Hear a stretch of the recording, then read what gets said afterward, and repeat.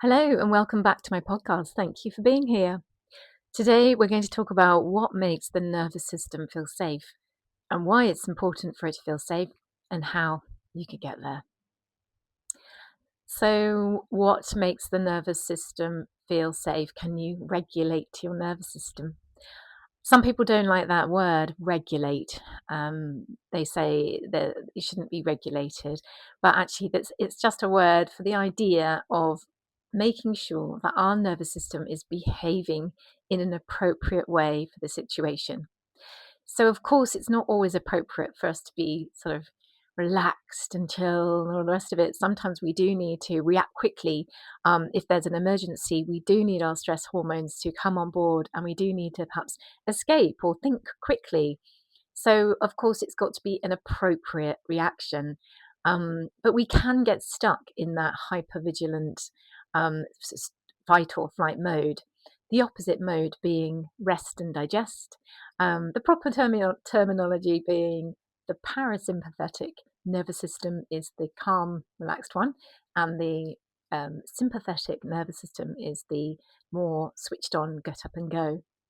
And we need both, of course, but it's having that normal response to situations so that we're not staying in that fight or flight mode because this can cause health problems, as I'm sure you're aware. It can cause raised stress hormones, and raised stress hormones can cause raised blood glucose levels, raised blood pressure, feelings of anxiety, feelings of low mood, digestive problems. Many health issues can be attributed to being stuck in fight or flight.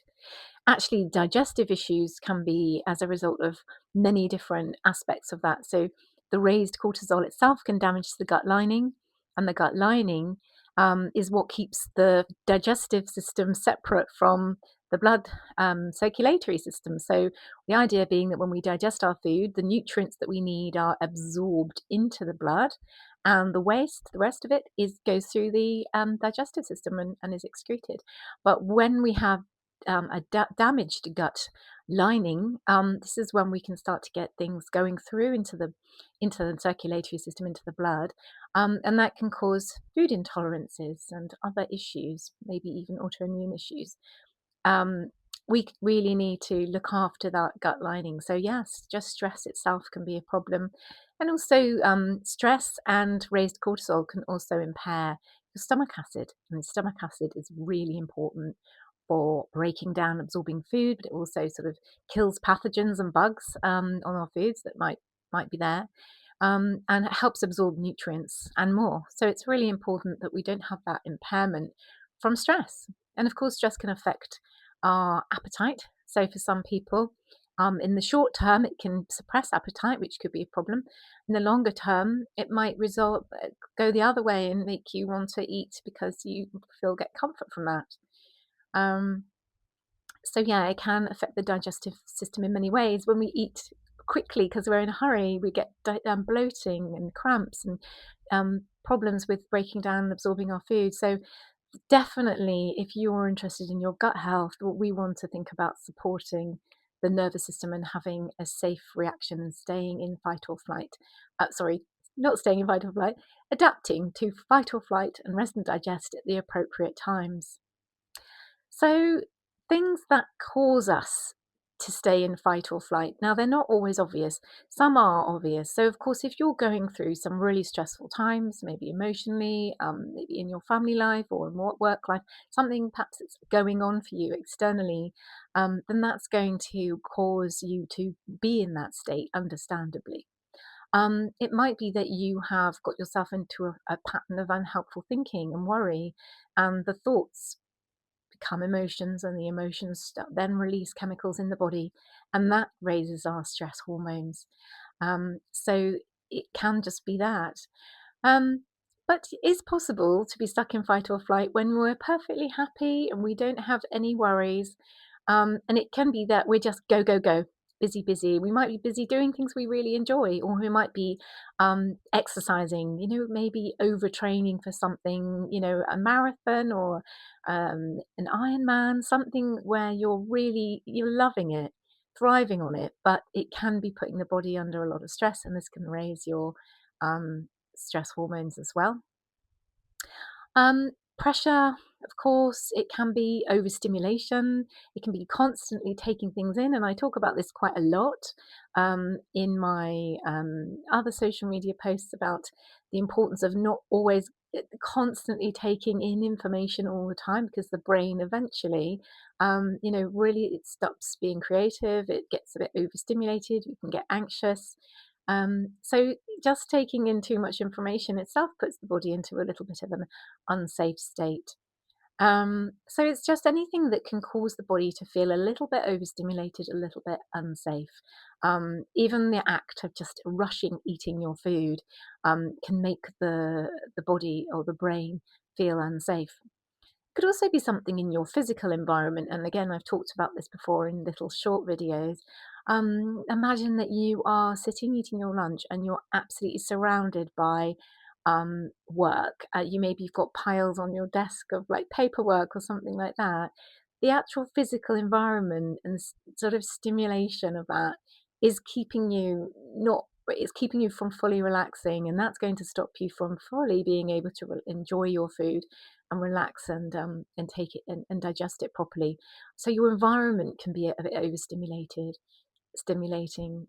Or even, you're just sat in a messy kitchen, and I can relate to that. I've got, I was going to say teenagers, but not both of them are teenagers anymore.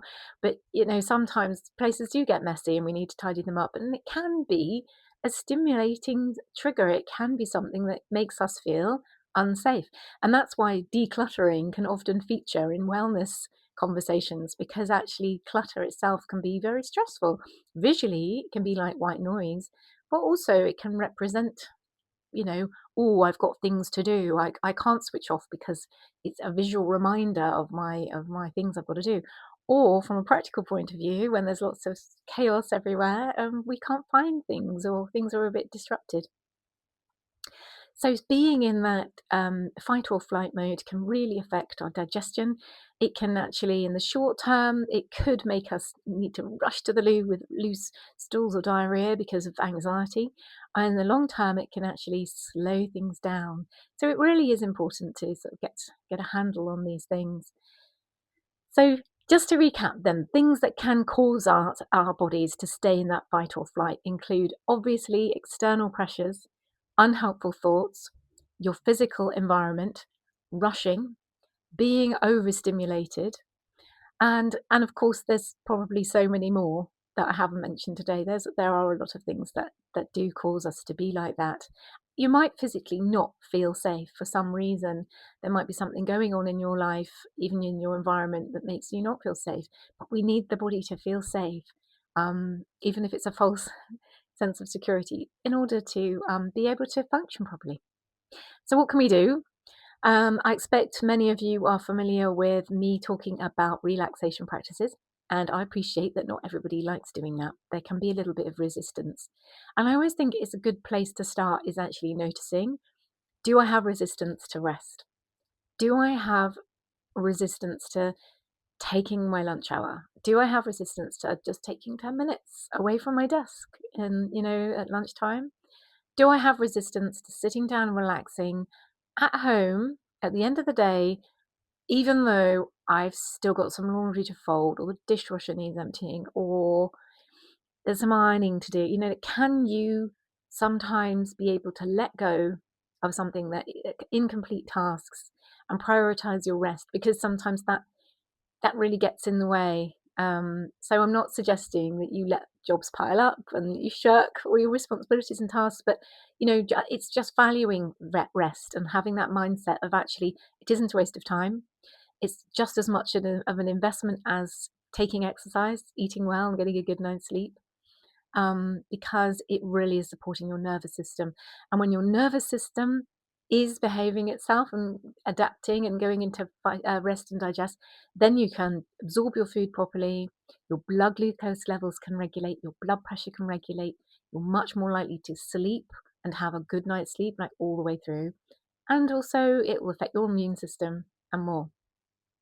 So find something that suits you. It might be just doing some puzzles or some colouring or some crafting or something relaxing that's, taking you away from a screen, something mindful.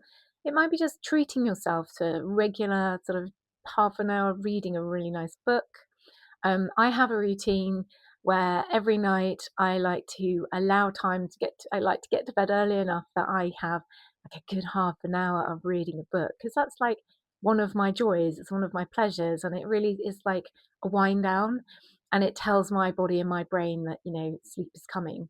And actually, having a routine is another way of making the body feel safe. So, eating at regular times can do that as well. The body gets used to expecting food at a certain time, and that can help the body feel safe. But bedtime routines, getting up at the same time, going to bed at the same time, but having something relaxing that you can do. Of course, exercise is good, but it's some exercise is good for like burning off the stress hormones. So like really like go for a really good run or something vigorous. That can burn off some hormones. But sometimes we need something a little bit more gentle. So, a nice walk or some stretching, some yoga or something similar to that can be really helpful if you're more of a physical person rather than a sitting still person, and a lot of people struggle with that. Breath work. Breathwork's quite nice because it's almost like a bit between sitting still but being active, because you're actually doing something consciously. So there's lots of different nice breathwork activities that can be helpful. And I've got some videos and a playlist about that. And you can also obviously look on YouTube for other practitioners who specialize in that area and find something that resonates. Um, could be just having a nice bath, relaxing. And actually, warmth itself sends a message of safety to the body. So even just relaxing in the bath, or if you've got access to something like a sauna, that's also a wonderful way of relaxing as well. But obviously, I appreciate not everybody has. I don't. I'd like that. That would be really nice. So just to sum up then, it's really important to not be stuck in fight or flight, because it can lead to all sorts of mental health and physical health issues, and including problems with digestion and gut health, which is why I'm talking about it really. And so what you can do is find something that suits you. Have awareness of what you're doing. Are you rushing? Are you limiting your ability to relax? Are you never switching off?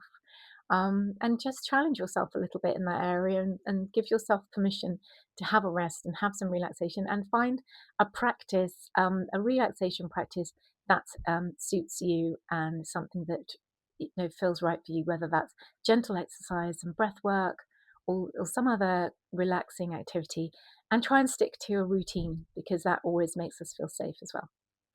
Thanks so much for being here. Please can you like and share, because actually it really helps YouTube to share me with people, and I'm just a little humble starting from scratch person. So the more you do that, the more helpful it is. Feel free to comment, feel free to make suggestions about things you'd like me to talk about. And yeah, thanks very much, and I'll see you again.